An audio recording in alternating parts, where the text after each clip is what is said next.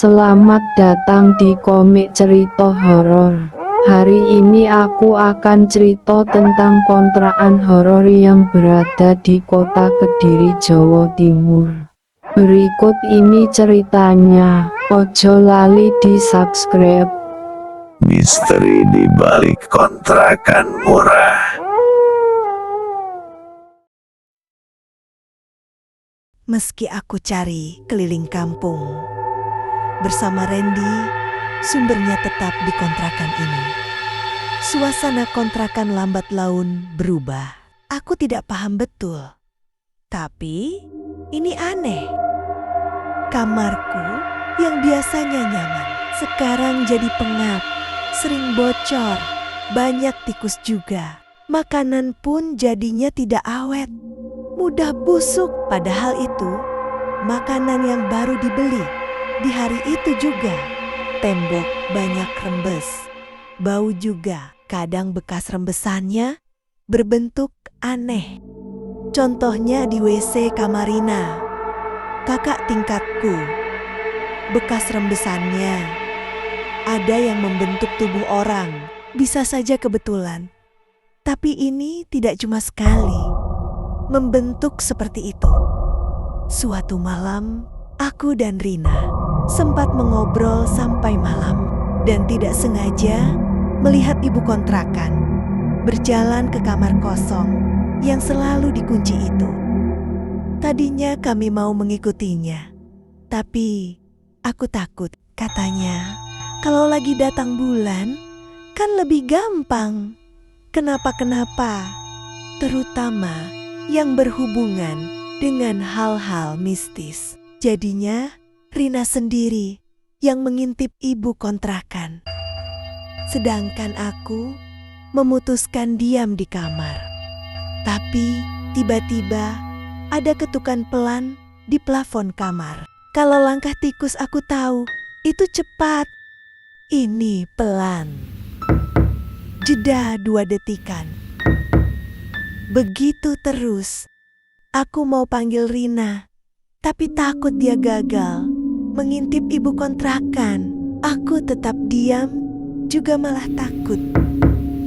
Suaranya muncul lagi, tepat di atas kepala. Ya, aku tengoklah.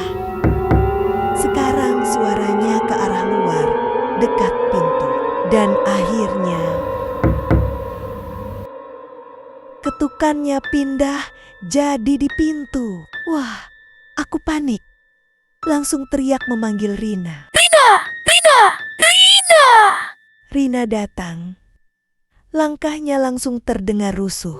Dia membanting pintu dan marah karena hampir ketahuan ibu kontrakan. Padahal Rina sudah hampir melihat ibu kontrakan membuka kamar rahasianya. Tapi baru saja dia melihat furnitur lapuk yang tidak jelas karena gelap.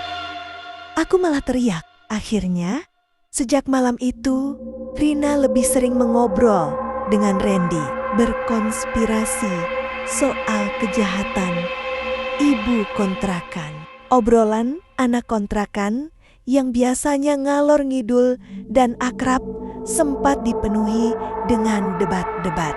Benny masih kekeh membela ibu kontrakan. Padahal sepanjang obrolan-obrolan itu, Benny tahu betul kalau kami diganggu setan.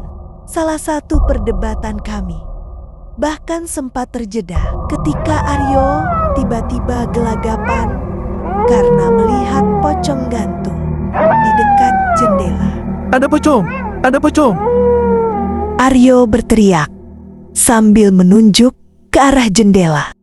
Meskipun Benny sudah meyakinkanku kalau tidak ada apa-apa di sana, aku tetap ketakutan.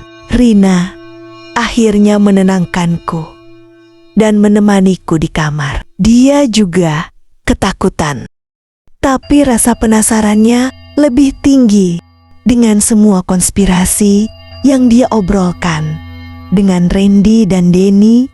Rasa kesal pada ibu kontrakan jadi muncul. Rina pun berniat untuk mencari tahu yang sebenarnya. Meskipun berbahaya.